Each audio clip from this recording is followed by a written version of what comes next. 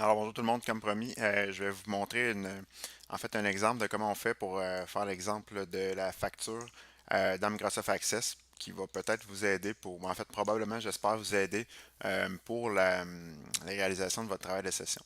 Donc, avant d'aller plus loin, je vais peut-être juste vous montrer la première étape que j'avais fait là, je l'ai fait pour économiser du temps au niveau du vidéo, mais peut-être juste vous présenter de qu'est-ce qu'on a ici là, au niveau des structures, puis les premières étapes pour y arriver. Donc, on va regarder au départ, on a la table facture, donc un peu comme l'exemple que j'avais fait au tableau, dans le sens où on a un ID d'une facture, la date de la facture, puis on a des commentaires. Donc, on a mis les numéros, numéro auto pour la date de la facture, pour l'ID de la facture, la date pour un champ de type date pour la date de la facture et les commentaires et ainsi de suite. Donc, ça, c'est pour le volet facture. Si on va voir la table produit, on va voir que j'ai mon ID de produit qui est ma clé ici, qui est de type numéro automatique. J'ai le nom de mon produit qui est de type texte court. Puis pour la simplification de la chose, je n'ai pas mis d'autre chose que le prix de mon produit qui est de type monétaire. Finalement, la dernière table, qui est la table produit-facture, ça se trouve être comme on a vu également la table intermédiaire entre les deux, dans lequel j'ai un ID de facture. ID de facture qui est ici, j'ai mon ID de produit, puis j'ai une quantité qui va me servir à savoir pour la facture, par exemple, numéro 1 et le produit numéro 1, quelle quantité d'items je vais avoir à chaque endroit. Donc ça, c'est ce qu'on a vu depuis le début de la session à plusieurs reprises. J'imagine que vous êtes familier. Peut-être juste vous spécifier un petit détail. Au niveau de la table intermédiaire, c'est important d'avoir la clé ici. Toujours une spécifier d'avoir les deux clés. Donc, la table intermédiaire doit posséder les deux clés. Donc, dans ce cas-ci, c'est ID produit et ID facture. Donc, si on a deux clés à l'intérieur, donc c'est une table intermédiaire qui vient de deux tables de relation N à N, à ce moment-là, on doit toujours avoir nos deux clés ici pour pouvoir le faire. Ensuite, la prochaine étape, ça va être, on va aller voir les relations, puis en fait, je ne les ai pas fait, je vais les construire avec vous pour que vous compreniez rapidement comment ça fonctionne. C'est important de toujours fermer tous les angles de table qui sont ouverts, donc les onglets de table qui sont ouverts pour éviter tout problème. Et je vais aller dans les outils de base de données et je vais aller voir les relations. Donc, si je clique sur la relation, vous voyez que présentement, il n'y en a pas. Donc, la relation logique, on a la table facture, la table produit, puis on va créer notre table intermédiaire entre les deux. En fait, elle est déjà créée, on va la relier. Donc, je vais venir relier ID facture avec facture ici. Je vais activer l'intégrité référentielle spécialement parce que je vais en avoir besoin. Donc, je l'applique automatiquement pour éviter toute erreur dans le futur. Puis, je vais faire la même chose pour les produits. Donc, je vais mettre la clé produit avec l'autre clé produit. Je vais appliquer également l'intégrité référentielle. Vous voyez que si ça fonctionne, je vais les créer. Puis vous voyez que par défaut, j'ai une relation de 1 à plusieurs et de 1 à plusieurs. Donc, ma table intermédiaire, elle est correctement créée. Donc, la prochaine étape, maintenant qu'on a nos tables, si je vais voir à l'intérieur, je vais juste expliquer quelles données j'ai présentement. Donc, j'ai la facture numéro 1 qui contient commentaire de la facture qui est en date d'aujourd'hui. Et j'ai la facture numéro 2 qui contient la date du 12 septembre 2015 qui a le commentaire test pour l'instant. Ça, c'est au niveau de mes factures. Donc, j'ai deux factures présentement. J'ai mis quatre produits. Donc, j'ai mis des pommes, des poires, des oranges et des bananes au prix de 1$, 2$, 3$ et 4$, simplement. Puis, on va voir que la table produit facture, quand on va l'utiliser, donc quand on va générer des informations avec le formulaire, elle va se remplir automatiquement. Donc, normalement, on n'a pas à savoir l'information qui est présentée ici. Le formulaire va se charger pour nous d'aller inscrire les données dans cette table-là. C'est ce qui va faire le lien donc, entre la facture numéro 1 pour savoir quels produits sont présents et la facture numéro 2 pour savoir quel produit elle contient et ainsi de suite. Donc, un coup qu'on a fait tout ça, ce qu'on fait, on va créer un formulaire. Donc, comme je vous avais démontré, en fait, on va utiliser l'assistant formulaire pour cette étape-là, du moins pour la facture, c'est ce qui est le plus simple à mes yeux.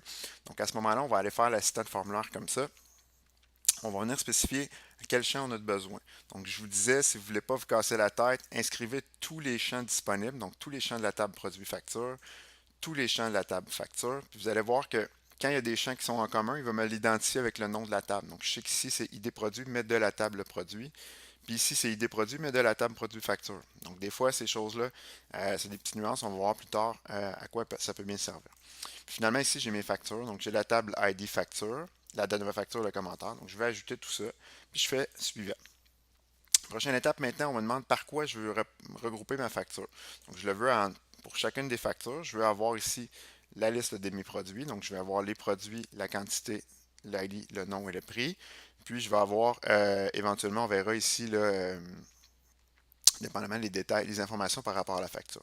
Je vais juste aller valider. Je crois que j'avais oublié dans la table facture de spécifier les champs commentaires. Donc, on va les ajouter. Et voilà. Et maintenant, si je trie par facture, j'ai la date, le commentaire, l'ID et les informations qui vont être dans la grille présente. Pour simplifier le tout, vu que c'est une facture, on va utiliser le mode sous-formulaire. On va cliquer sur Suivant. Vous pouvez essayer les deux différences si vous voulez. Nous, on va utiliser le mode feuille de données également. Puis, à ce moment-là, il va me proposer un autre facture qui va avoir un nouveau formulaire qui va s'appeler le formulaire facture et un deuxième formulaire qui va être mon sous-formulaire qui ici va s'appeler produit facture sous-formulaire. Puis pour les besoins de la cause, je vais l'appeler démo. Puis ma facture, je vais l'appeler démo également.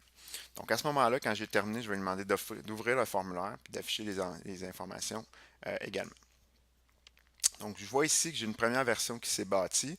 Je peux spécifier ma date de la facture. Je vois les informations de base. Je vois que pour la facture numéro 1, j'ai 3 produits qui ont été associés. Puis je vois qu'il y a un petit peu de redondance par rapport à ça. Donc, euh, pour la suite, ce qu'on va devoir faire, c'est aller ajuster le sous-formulaire démo pour afficher les informations puis faire un petit peu un ménage dans ce qu'on veut avoir ou non. Donc, je vais fermer tout. Encore une fois, je vais enregistrer les modifications. Je vais aller en mode édition sur le sous-formulaire. Donc, on le voit ici, le sous-formulaire démo, pour afficher la liste des champs qui sont disponibles. Donc, la première étape, comme je vous l'avais montré à l'avant, puis je pourrais le voir vers la fin, c'est que je ne veux pas avoir le nom, je ne veux pas avoir à choisir, inscrire directement le nom, je voudrais le choisir avec un menu déroulant. Donc, je vais enlever le champ nom, puis je vais remplacer mon champ nom simplement par une liste déroulante. La liste déroulante, je vais spécifier que je veux la choisir à partir d'une table. Ça va devenir on va aller chercher les informations de la table produit. Donc, je vais sélectionner la table produit. Puis ensuite, dans la table produit, ça, c'est les champs que je peux utiliser. Dans mon cas, je vais avoir besoin de l'ID du produit, vous allez toujours avoir besoin de ça pour pouvoir stocker la valeur, puis du nom de votre produit. Ensuite, je clique sur Suivant. Il me demande si je veux trier des choses. Donc, j'aimerais trier, par exemple, la liste qui va s'afficher par le nom. Donc, je l'ai trié en ordre croissant. Je fais Suivant. Il me donne une idée de qu'est-ce que ça peut avoir l'air. Ça fait du sens. Je continue. Donc, je fais encore là Suivant. Puis notez que la colonne clé, elle est toujours cachée. Donc, on ne la voit pas, mais on va l'utiliser plus tard. Donc, vous allez voir dans le panneau suivant qu'on va l'utiliser pour d'autres objectifs. Donc, à la fin, ils me disent que je peux stocker le champ, la valeur dans ce champ. Donc, à ce moment-là, qu'est-ce que je veux stocker? Donc, le numéro de mon produit dans lequel ma liste déroulante va utiliser. Je vais aller le stocker à quel endroit. Puis ça va être important. Ça va toujours être le numéro de produit dans la table intermédiaire. Donc, ID produit dans la table produit facture. Et à ce moment-là, je vais avoir la possibilité comme ça d'avoir le produit facture dans ID produit. Je vais faire suivant. Ici, je peux lui donner le nom que je veux.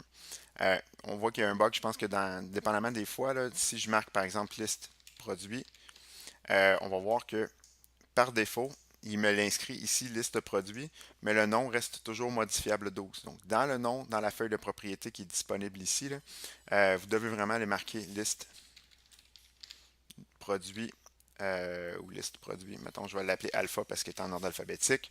Puis à ce moment-là, je vais pouvoir le réutiliser plus tard. Donc, si je sauvegarde ça, puis je vais voir maintenant en fermant mon sous-formulaire, dans le formulaire facture démo, qu'est-ce que tout ça me donne. Vous voyez que j'ai maintenant une liste déroulante de produits qui est située ici. Puis que quand je change mon produit, si je vais à l'intérieur de ma facture, les informations correspondantes ont changé. Donc les oranges, je me l'ai mis à 3 et ainsi de suite. Donc ça, c'est la première partie du volet formulaire. On va voir dans la deuxième partie du vidéo comment on peut faire pour changer la liste, réorienter la liste, puis éventuellement faire des rapports également. Donc, à plus tard, mais merci beaucoup pour votre écoute. Bonne journée.